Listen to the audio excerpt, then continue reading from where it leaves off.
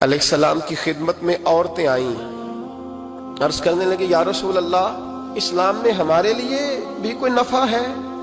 حضور نے فرمایا کیا ہوا؟ کہنے لگی حضور ہمیں تو نقصان ہی نقصان نظر آ رہا ہے اپنے حق میں۔ حضور بتلائیں اگر آپ کے دین میں کوئی خیر ہے تو ہم کلمہ پڑھے فٹافٹ، باقی تو دنیا میں ہمیں اپنا نقصان ہی دکھائی دیتا ہے۔ یہ بھی امام طبرانی نے لکھا ہے، محبوب علیہ السلام نے فرمایا تم پہلے اپنی بات کرو، پوچھنا کیا چاہتی ہو؟ کہنے لگے یا رسول اللہ ایک تو ہم نے سنا ہے اسلام میں بھی ایک معاملہ یہ ہے کہ جن دنوں عورت ناپاک ہوتی ہے وہ نماز نہیں پڑھ سکتی، وہ روزہ نہیں رکھ سکتی۔ حضور یہ دینی نقصان ہوا، اور دو عورتوں کی گواہی ایک مرد کے برابر ہے۔ دنیا میں بھی ہمارا وہ کردار نہ ہوا جو کہ مردوں کا ہے تو حضور ہماری دنیا میں بھی نقصان ہے، دین میں بھی نقصان ہے۔ یا رسول اللہ یا رسول اللہ یا رسول اللہ صلی اللہ علیہ وسلم آقا۔ پھر تو یہ ہوا کہ ہفتے مہینے کے بہت سارے دن عورت ویسے ناپاک رہی، دین سے دور رہی، اور اگر وہ قومی معاملات میں کوئی کردار ادا کرنا چاہے پھر بھی اس کی گواہی دو عورتوں کی ایک مرد کے برابر، تو حضور دنیا کا بھی نقصان دین کا بھی۔ میرے کریم نے فرمایا بیٹھ جاؤ بیٹھ جاؤ۔ عورتیں بیٹھ گئیں تو محبوب فرمانے لگے تمہیں پتہ ہے جب کسی کے گھر میں بیٹی پیدا ہوتی ہے حضور کیا ہوتا ہے؟ فرمایا میرا مالک دو فرشتے بھیجتا ہے، فرمایا وہ آ کے گھر والوں کو سلام کہتے ہیں، جنوں اور انسانوں کے علاوہ ساری دنیا ان کے سلام کو سنتی ہے۔ فرمایا پھر وہ فرشتے اپنے پروں سے اس بیٹی کو ڈھانپ لیتے ہیں اور پھر اس کے سر پر پر پھیرتے ہیں، اور فرمایا پھر وہ ان کے باپ کو کہتے ہیں ان کی صحیح طرح پرورش کرنا، پھر ان کے ذمہ داروں کو کہتے ہیں، ان کے خاندان کے بڑوں کو کہتے ہیں صحیح طرح پالنا۔ اگر تم ان کی یہ لفظ سنو میرے محبوب کے، حضور فرمانے لگے رب کے فرشتے کہتے ہیں اگر تم نے صحیح پرورش کر کے بیاہ دیا تو اللہ قیامت تک تمہاری مدد کرے گا۔ کس طرح؟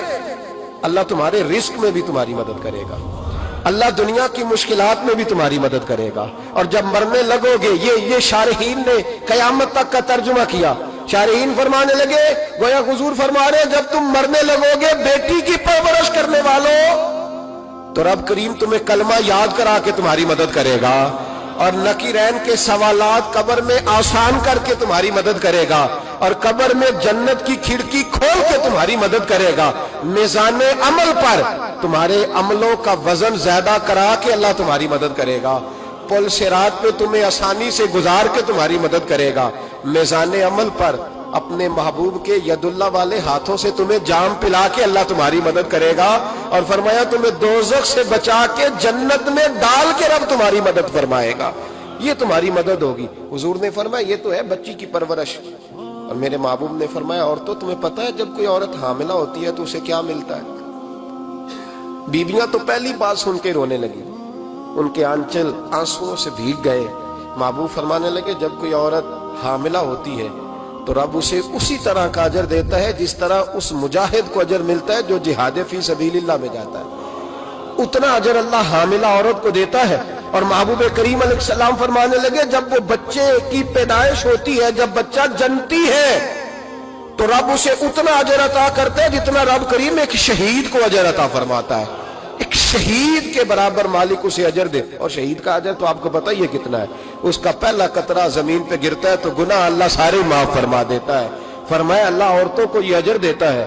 میرے محبوب فرمانے لگے شرط صرف اتنی ہے کہ اپنے خاوند کی فرما بردار رہنا، اور فرمایا اس کے بعد جب وہ بچہ پالتی ہے رات کو اٹھ کے اسے دودھ دیتی ہے، اور اگر بول و براز کرے تو رات کو اٹھ کر اس کی صفائی کرتی ہے۔